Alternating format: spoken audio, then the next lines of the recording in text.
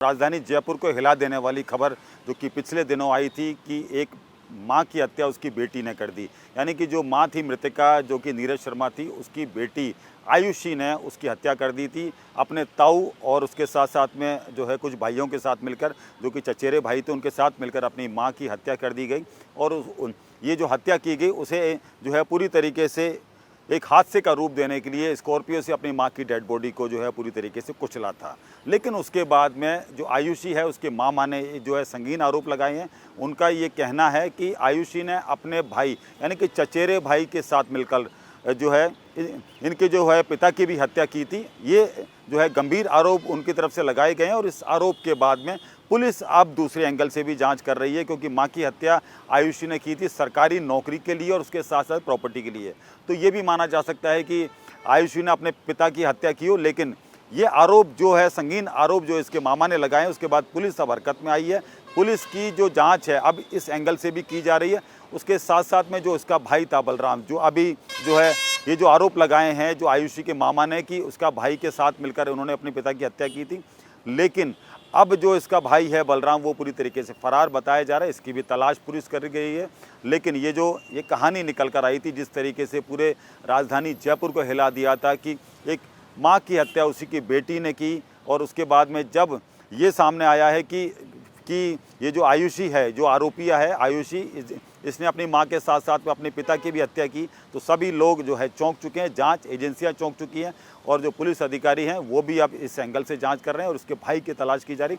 मामा के आरोप कितने सही हैं इस एंगल पर जो है पूरी तरीके से जांच की जा रही है, और क्या कुछ निकल कर आता है पुलिस की जांच में, ये देखने वाली बात होगी। क्या आपको ऐसा लगता है कि आपकी जो जीजा जी की हत्या थी वो इन्हीं लोगों ने करवाई सिर्फ प्रॉपर्टी के लिए?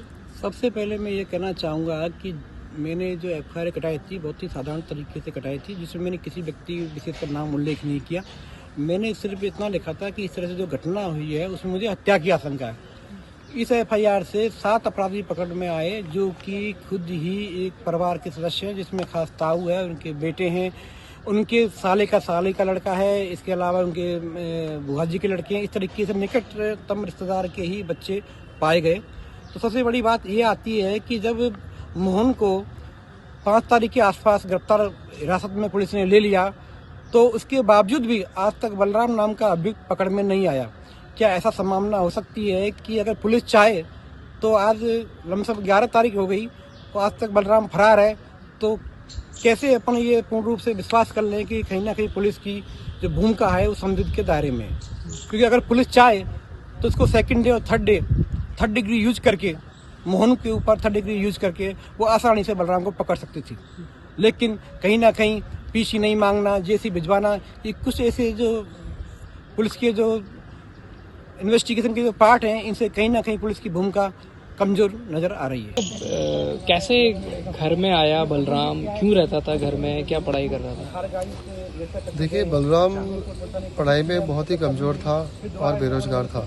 जो जीजाजी है मतलब कि विजय वशिष्ठ, जो कि नीरज शर्मा के हस्बैंड हैं और आयुषी के पिता हैं, उन्होंने जो है बलराम की पढ़ाई लिखाई करवाई, उनको एलएलबी करवाया, और एलएलबी करने के बाद में वकालत नहीं करता था बल्कि टाइम पास करता था। तो विजय शर्मा ये जो है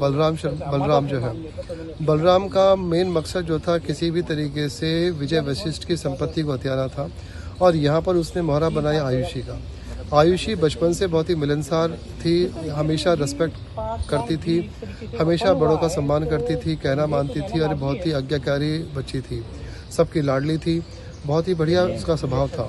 लेकिन धीरे धीरे इसके स्वभाव में परिवर्तन, जब बलराम जो है उसने घर में प्रवेश किया, तो बलराम के प्रभाव में आने से उसका स्वभाव जो है वो बदल गया, और 2025 के बाद में ये बलराम के पूर्ण रूप से नियंत्रण में आ गई।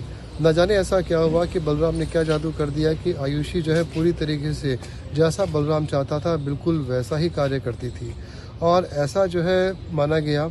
ऐसा संभवतः हमें लगता है कि निश्चित रूप से कहीं ना कहीं इन दोनों के बीच में कुछ अवैध संबंध भी रहे हैं, और किसी भी तरीके से बलराम जो है उसके पूर्ण रूप से नियंत्रण में जब से आई तो इसके स्वभाव में परिवर्तन हो गया।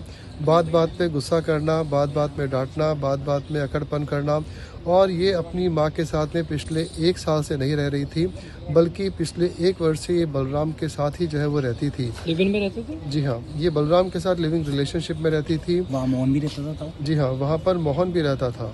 और आस पड़ोसियों का कहना है कि ये एक ही कमरे में बंद रहते थे और मकान के बाहर हमेशा लॉक लगा रहता था, घर से बहुत ही कम बाहर निकलते थे।